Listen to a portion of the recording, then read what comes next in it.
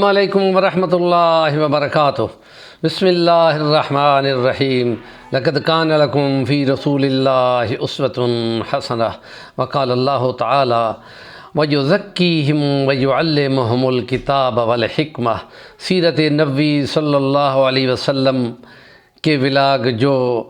عام الوفود 9 ہجری اور 10 ہجری کی وہ تعلیمات ہیں جو نبی کریم صلی اللہ علیہ وسلم کے پاس خود مختلف قبائل پہنچ کر حاصل کر رہے تھے، اور آپ کمال حکمت و دانائی سے ان کے نفوس کا تزکیہ کر رہے تھے اور ان کو تعلیمات دین بانٹ رہے تھے۔ اور یہ وہ چیزیں ہیں کہ جو احادیث میں اگر ویسے پڑھی جائیں تو اتنی سمجھ نہیں آتی، لیکن اگر یہ عام الوفود کے تذکرہ میں ان کو دیکھا جائے تو بہت زیادہ اچھے طریقے سے سمجھ میں آتی ہیں،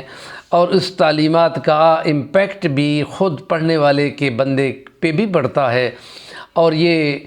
تزکیہ نفوس نبی پاک نے اپنے ان آ کے ملنے والے، نصیحت حاصل کرنے والے اور آپ کے ہاتھ پہ بیعت کرنے والے اصحاب اور قبائل کے لوگوں کا سامنے آتا ہے۔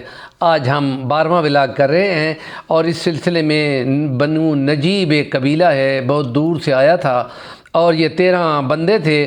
اور 9 ہجری میں نبی پاک صلی اللہ علیہ وسلم کے پاس آئے تھے، اور بہت سارے اونٹ بھی لے کے آئے تھے۔ تو نبی کریم صلی اللہ علیہ وسلم نے ان کو دیکھا تو آپ نے فرمایا کہ اتنے زیادہ یہاں کیوں لے کے آئے ہو؟ اپنے علاقے میں ہی زکوٰۃ کو بانٹ کر یہاں آنا چاہیے تھا۔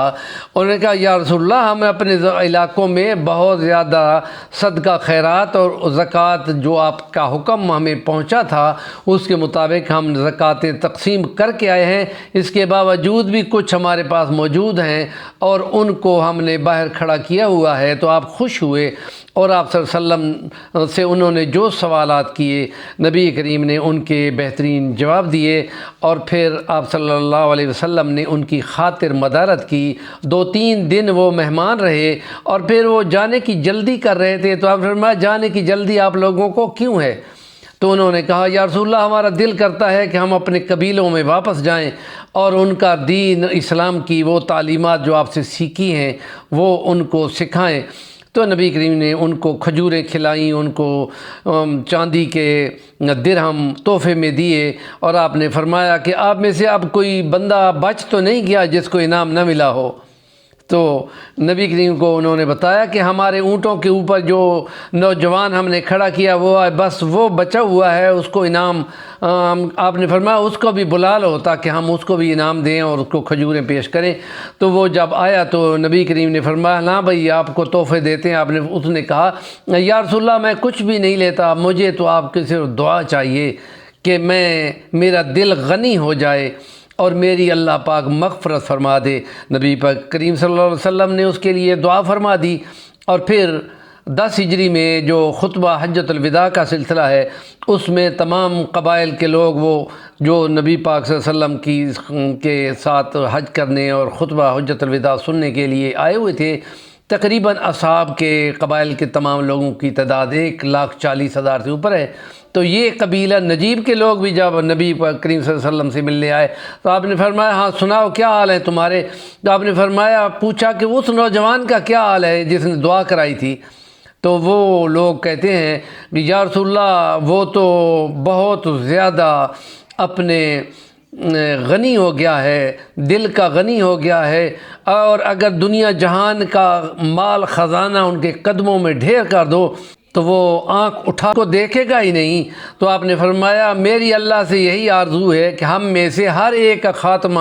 اسی طرح ہو کہ دنیا اور مال و متاع کی طرف بالکل ان کی توجہ یا ان کی لالچ یا ایسی کوئی شے نہ ہو۔ اور یہی وہ تزکیہ نفوس ہے جو پیغمبر نے اپنے ان آ کے ملنے والوں کو سکھایا تھا۔ نفوس کو پاک کرو، اور وہ لوگ جو جس قوم کے سردار اور لیڈر دنیا کا مال لوٹ کر اور جمع کر کے اور لوگوں کے حصے بکھرے کر کے اور بہت سارے مختلف الزامات لے کے وہ مال لوٹ رہے ہوں، ایسے ہی کسی